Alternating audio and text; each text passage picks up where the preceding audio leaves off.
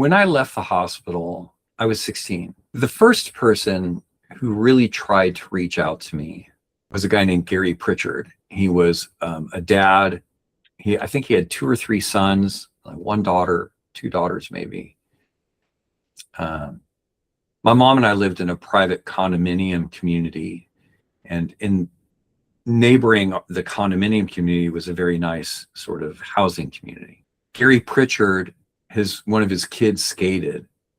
And so his kid wanted to learn to skate ramp. And so Gary Pritchard built him this absolutely gorgeous ramp. Well, back in the 90s or early 90s, late 80s, if you build a ramp in your yard, it's going to be like throwing grain in your backyard. And the next day you wake up and there's 1,000 ducks or pigeons in your backyard.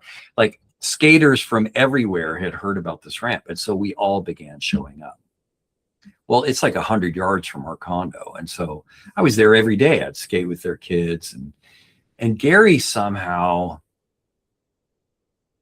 I would love to talk to Gary. I don't know if he's still alive, but he's probably 30 years older than me.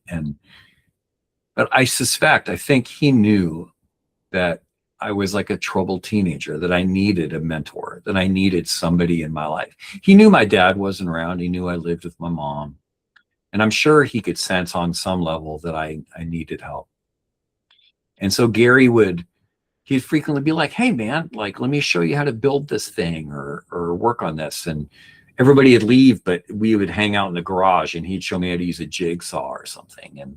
And I remember him doing that. And while I allowed him to, emotionally, I walled him off. I would not let him be the mentor he wanted to be. And I won't say I did it consciously. I don't think I was 16 or 17 or 18 and thinking I'm going to not let him. But I just remember thinking like, it felt wrong. And now if I go back and I try to really revisit that, I think what was happening is I didn't feel worthy of it. Like he was so kind. And I was like, that kind of kindness, I'm not worth that. Like, he's just too nice for me. So I didn't let Gary in. I never did. And then the second person in my life was Don Blair, who was, so I started a band with 2 guys named Donnie and Zach, and their dad's name was Don Blair. And when I met Donnie and Zach, when I started the band with them, their parents would invite me out to Sherman, where they lived in Texas, which is the middle of nowhere. And they'd invite me over for dinner and I could stay the weekend. It was like 2-hour drive from where I lived. And so it wasn't really convenient. So they'd let me stay with them for the weekend. And Don Blair was this kind of husky bearded dude with like John Lennon style glasses. And he was just so nice. Like both his parents, they would always cook me dinner and be like, hey, you're always welcome here. And they didn't put me down. Like, they didn't put their kids down. They didn't think punk rock was stupid. They didn't think being in a band was stupid. They didn't think I looked like shit. They were just kind to me, and they were kind to their sons. Don was diagnosed with colon cancer while I was in the band. And very quickly he began losing weight. He got a colostomy bag, and he wasn't really responding to chemo. And we had had the band for about 2 years when Don, it was pretty clear he was not going to survive. So I drove out to Sherman one weekend, and I remember going to the hospital with Donnie and Zach and their mom. I remember walking in the hospital room, and I remember kind of standing at the back of the room because it was like, it's the 4 of them, the Blair family, and then there's Banning. I'm just going to stand in the back of the room and let them have their moment, And so they're talking and being together. And so as we're about to leave, I turn and Don's like, hey, wait a second, Banning, like, don't leave yet. So I walked over to him, and he raised his hospital bed, like elevated the back a little bit. And he said, hey man, I know your dad's not really around, so you can just call me Dad. And I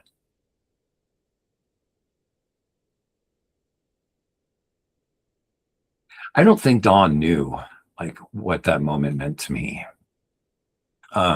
Maybe you did. But emotionally in my life, I was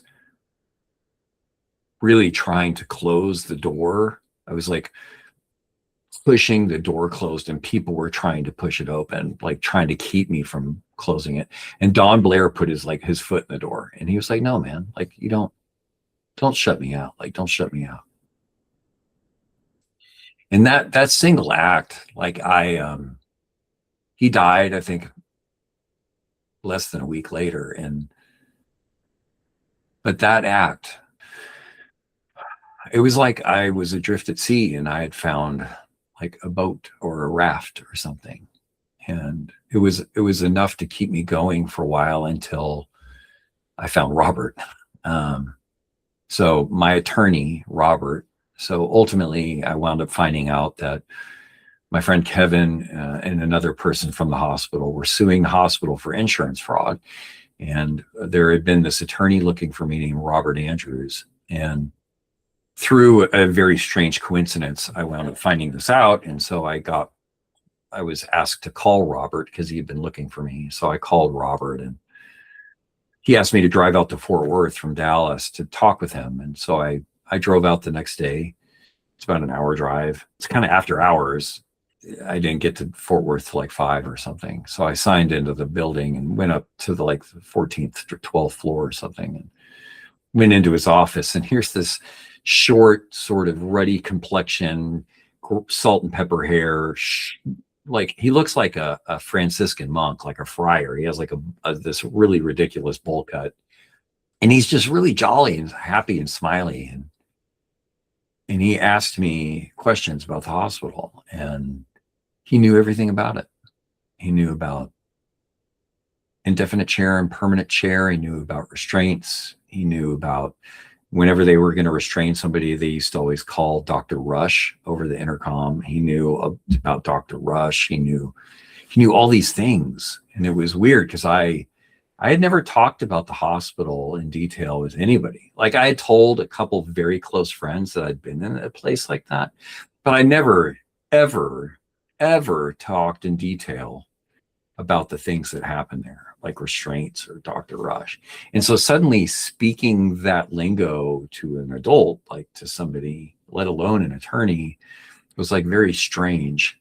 It felt sort of wrong. Like I wasn't supposed to say those words out here. Like it was like Pandora's box, like was opening something that wasn't supposed to escape. And it turned out that, I learned a lot about the company that day. But the state of Texas had fined this company $5 million for what they called aggressive marketing practices, quote unquote. And it was like paying bribes and kickbacks to school counselors and other people to get kids signed into the hospital. Immediately, so much of my life came into focus. I was like, oh, now I get it. Because we kind of all suspected when we were there that this had something to do with insurance, because nobody left there better. Like the only reason people left was because everybody would say it. Everybody would use the same words. My insurance is pulling me. That's everybody said. Everybody, 99% of people who left that place said my insurance is pulling me. And so we all knew it was insurance. So, but in our teenage minds, that didn't seem illegal. It was like, okay, my insurance isn't going to be paying for me being here anymore. And so we just wrote it off as like, this is how the adult world works. Well, it turns out that, I don't want to go into the details because there's like legal repercussions for that. But it turns out that the company ultimately pleaded guilty for paying kickbacks and bribes to school counselors and other employees to get kids signed into the hospital, and that they were misdiagnosed. It just all suddenly made sense. It was like, oh, okay. Like I was right. Like I didn't need to be there. Like, and so I joined a class action lawsuit along with about 60 something other kids from the hospital. It was settled out of court. I took my share of the money, which was a significant amount, but certainly not enough to like go and live on. And I put it in a lifetime annuity because I wanted to do as much as I could with it. My mom had thrown me out of the house when I was in high school multiple times. And so I'd been homeless for short periods, and I'd had a lot of jobs. And so for me, I didn't want to be rich. I wanted to be stable. Like I wanted to be, I can eat peanut butter and jelly and ramen. Like I just need to pay my rent. Like I don't need to live a fancy life. I just need a place to sleep. And so that's what I set my life up for. And that was it. I was done. I was like, okay, cool. Like, it's all settled. I'm hurt. I'm angry. I'm wounded, but I've got this friend, Robert, now, his family. I became very close to his family. So I moved to Fort Worth to be close to them. I rented an apartment out there, and life seemed to be sort of, it was like an upgrade from what I felt when I was 15. It's like, okay, this is not the life I asked for, but this is good. Like, it's not, when I was 15, it's like, this isn't the life I asked for, but it's a life. Now it was like, this isn't the life I asked for, but this is a good life. I was fine. Like, I was set. And then again, like my life always does, it took multiple crazy turns again. And a lot of my old survival instincts came back. Addiction comes in all shapes and forms, and some, because they're socially unacceptable or less acceptable, have these external forces that force people to take a look at them. It's like, okay, you're drinking and driving. That's illegal. You can't do that. But like dissociating when I'm at the line at the grocery store is not illegal. In fact, nobody's even going to really notice. And so my addiction is not a substance addiction. It's like a dissociation addiction. And it's very easy for me to keep doing that because nobody's going to call me out on it. It's not illegal. And so all these old survival tools that I had used that had been valuable at one point in time in my life now started becoming really destructive. They started really tearing my life apart. And that's something I still struggle with. And it wasn't until I moved to Fort Worth and things began to unravel that I was forced to begin to try to tackle that stuff. The word therapy still kind of is like a bad word to me. When I hear it and when I say it, I still get this kind of, it's a cringy.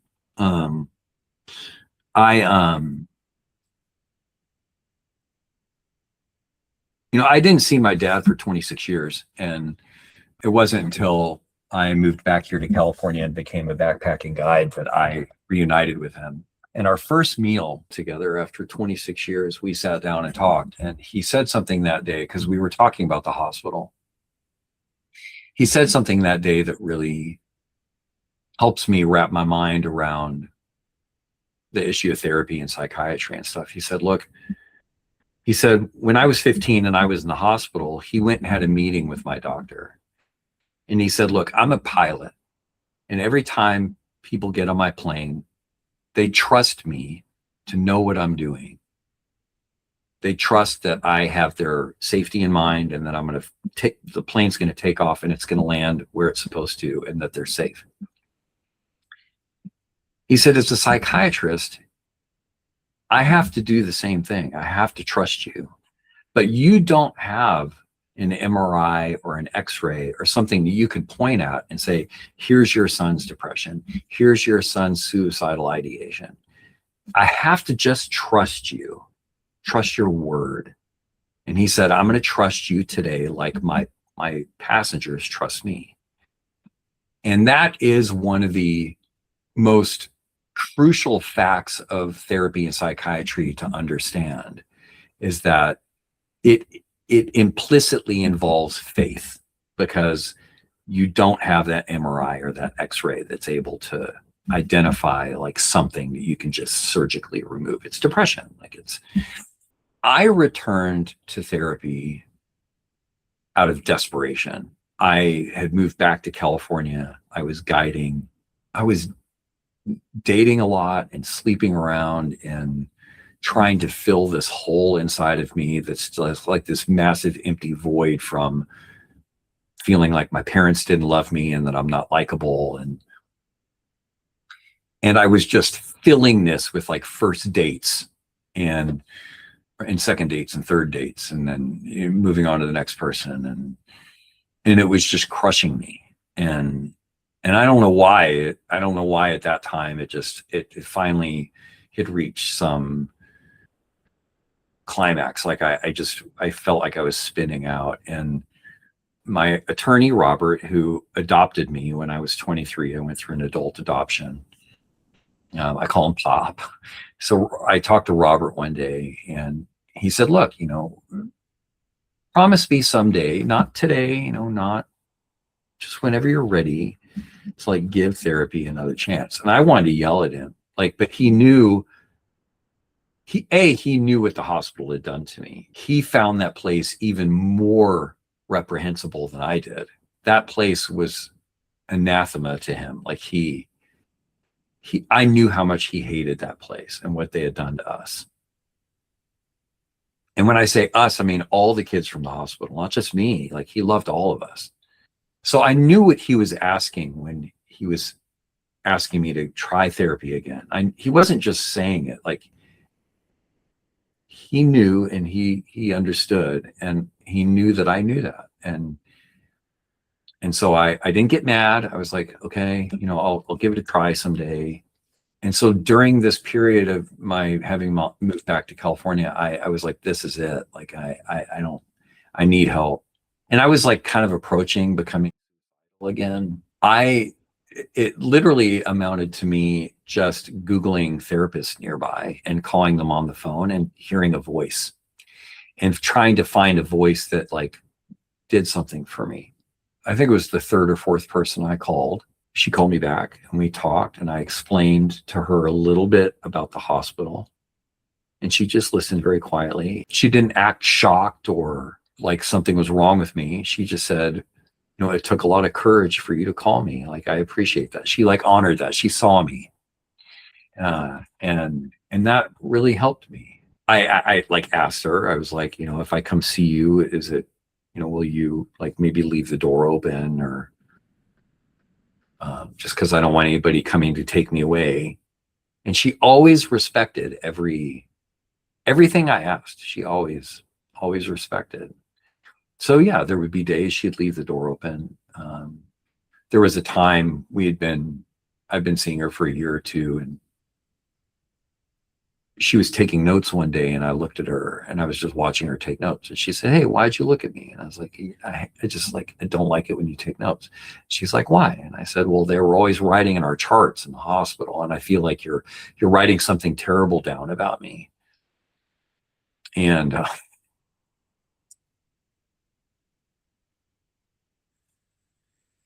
she said, yeah, I won't do that anymore. And she never once wrote in a notepad again. She's like, I'll just take notes later. I won't do it in front of you. And she said, you can read them anytime. I was like, her kindness and openness seemed surreal. I was like, this, okay. And so it was through this that I began to retrust therapy. And so when I do talk to people nowadays who are skeptical of therapy or ask me how did you do it? I said, treat therapy, and I mean this very literally, treat therapy like you're dating somebody you're going to marry. You should feel a sense of safety and warmth, like a friend. It should not be some clinical relationship where it's like, okay, I'm going to go, but I'm not going to like it, or I don't feel safe around them, but I'm just going to keep talking. Don't do that. You need to find the person for you. This is a multi-year relationship where you're sharing really, really important things with them. So it should be something where you feel safe and you feel seen. And if you don't, then run.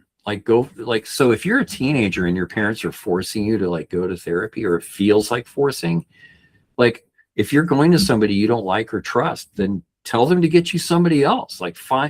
Keep shopping around until you find the right person for you, because there are right people for you.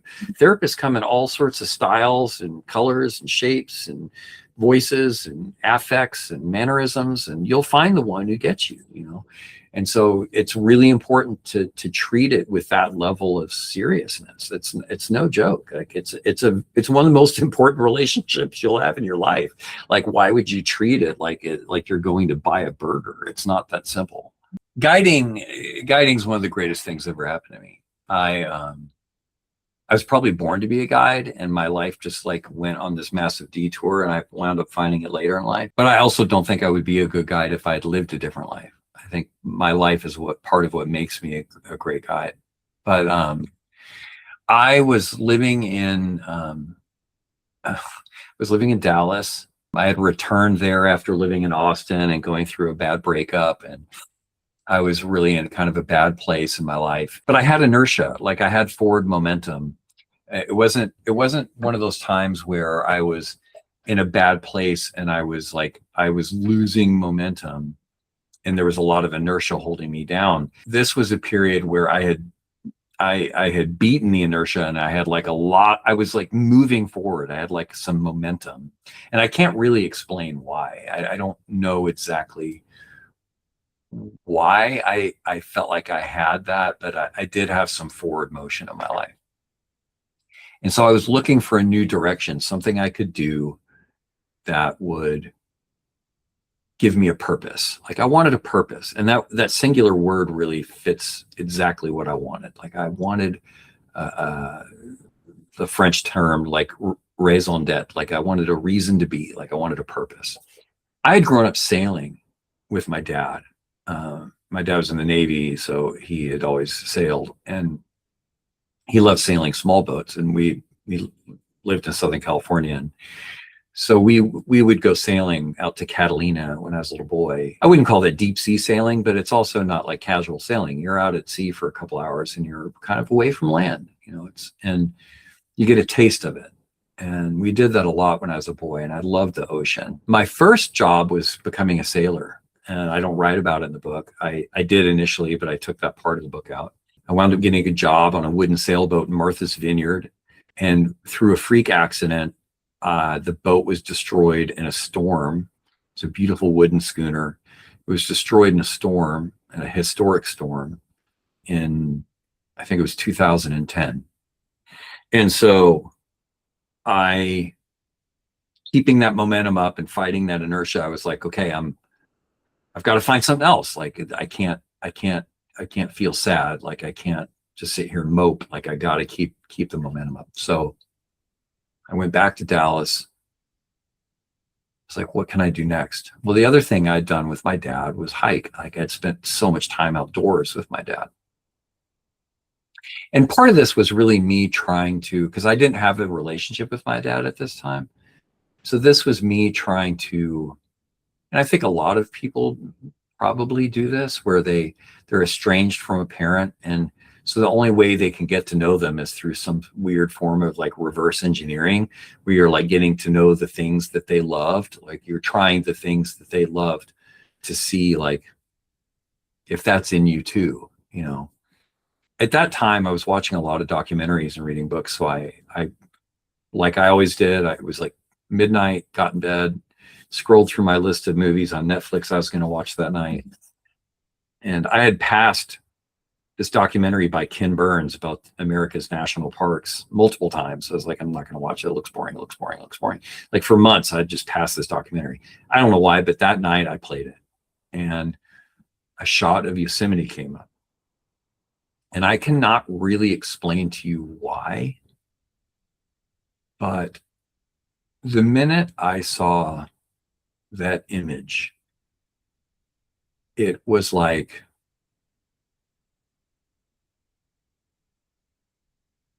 I was having a waking dream, and I was seeing what needed to be in my future.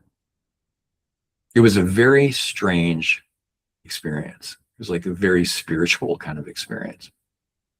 And the shot is of Yosemite Valley. I didn't know it at the time, but it's taken of a place from a place in the valley called Tunnel View, which is like Disneyland. There's always like a million people there, but this is done in the wintertime. And so there's snow drifting down, and the valley's kind of a U shape, and all the trees are dusted with snow. And I just remember looking at it, thinking, I'm going to make that place my home. I don't know why. It was like a very strange thing to think. So I woke up the next day and I Googled the words backpacking jobs Yosemite. And the first thing that came up was REI, which is a store. It's a co-op here in the United States. And so I was like, okay. I looked up that, and it showed pictures of Yosemite and backpacking, and almost every picture had a picture of this tall blonde woman with this big smile. And I read some of the reviews, and they kept mentioning a woman named Karen. So I Googled backpacking jobs, REI Yosemite or something, and Karen. And I found her name. Her name was Karen Najarian. I found her on Facebook, and I sent her a message. And I said, hey, I'll work for you for free. I don't need your money, but I want to help guide people. And I haven't backpacked since I was a little kid, but I'll do anything, you know. And she sent me a message on Facebook back, like less than probably half an hour, 10 minutes, 20 minutes, 15 minutes later. And she said, hey, and I put a PS at the end of my message. I said, there's a big, long reason why I want to do this, but it's really complicated and it takes a long time to explain. And so she emailed me back, and she said, she's like, hi, Banning, any life worth living has a great story behind it. Feel free to share. So I emailed her. I like vomited like 10,000 words. I actually went over Facebook's message length. So I had to send her 2 messages, and I sent her like a synopsis of my life. And I didn't hear back from her for like a day or 2. And she emailed me back, and she said, or messaged me back, and she said, hey, give me some, whoa, this is a lot. Give me some time to think about this. And so she eventually messaged me back, and she said, hey, look, if you're willing to fly out to California and interview with me, let's see what happens. And she lived in a town called Martinez. That was about an hour from where my dad lived, and I hadn't seen my dad in 26 years. So before I could stop myself, I called my dad. I still remembered his phone number. I hadn't heard his voice in years and years and years. The minute he picked up the phone, he and I sound just alike. It was like listening to myself answer the phone. He said, Banning, how are you?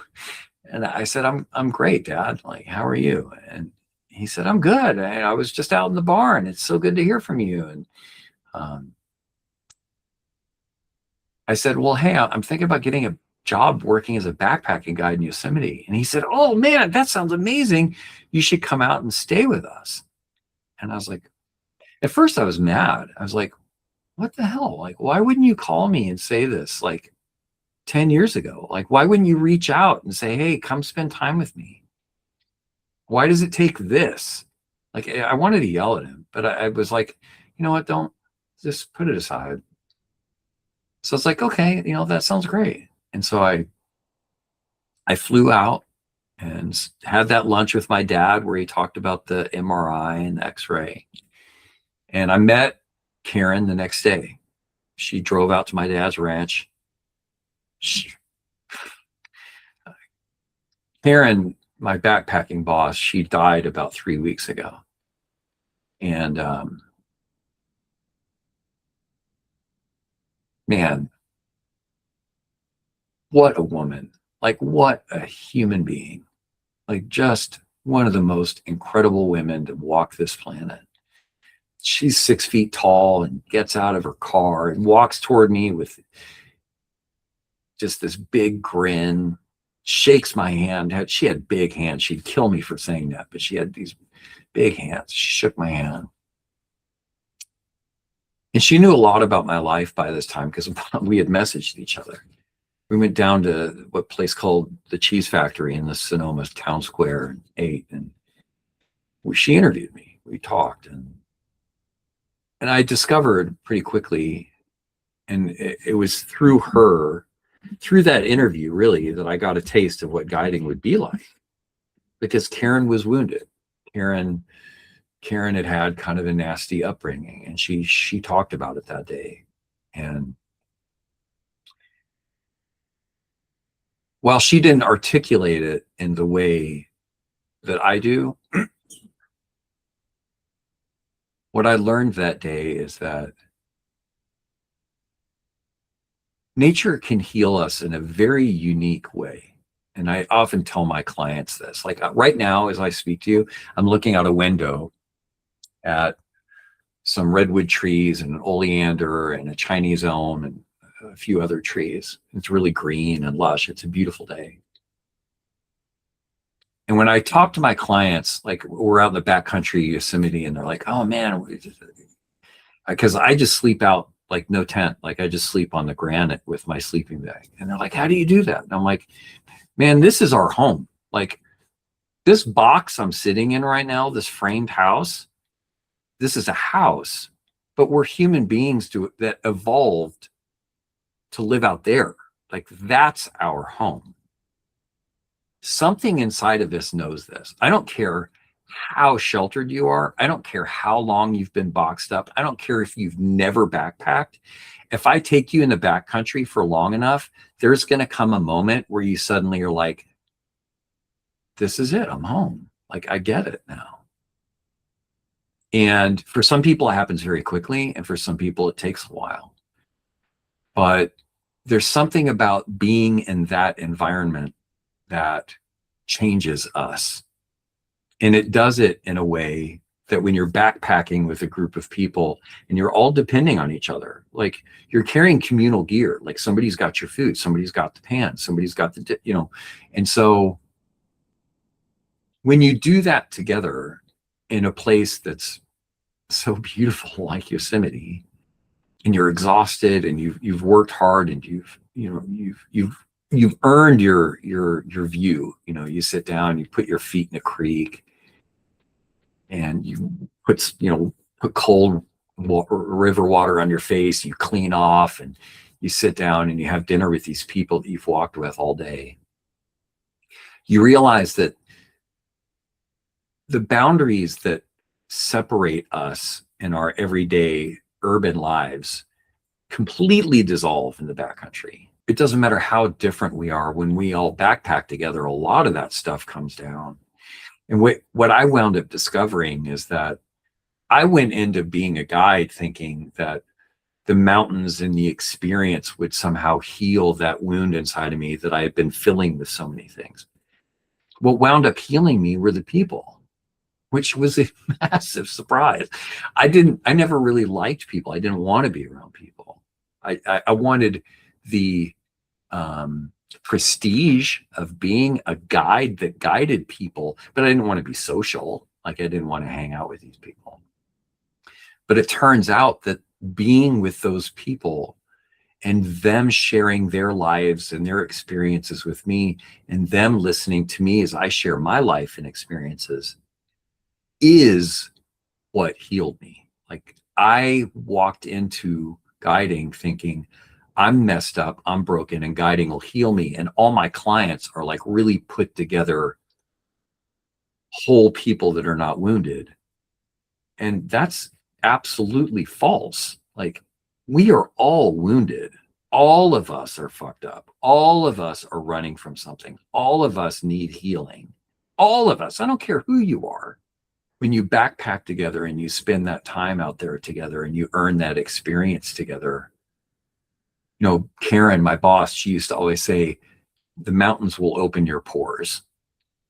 And what she meant was that it opens us, it makes us more porous, open to listen to each other, open to be with each other, open to sharing ourselves emotionally with each other, to be vulnerable, to be overcome by beauty, to be scared, to be in pain, to be miserable.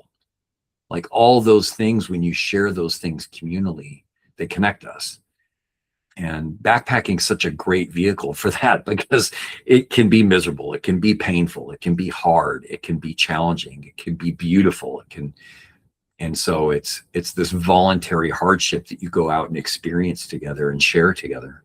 And there's such a bonding in that. I didn't know that becoming a guide. And by the end of my first season, I was addicted. I was like, this is, because people are frequently called to nature for reasons that they don't really understand, but then they get there and they're like, oh, like this is why I felt like I wanted to be here. This is a story I frequently share. My first season guiding, think it was my third or fourth trip, I was going to guide a Half Dome trip.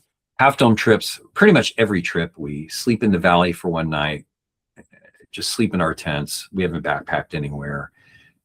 We wake up early the next morning and then take a vehicle of some sort to our trailhead. Or in some cases, we walk to our trailhead if it leaves from the valley. This Half Dome trip, we had to take a vehicle up to the Tioga Road and to a trailhead called the Sunrise Trailhead. The second most dangerous or difficult thing that we have to do on the trip happens in the first 100 meters, which is we have to cross a very deep creek.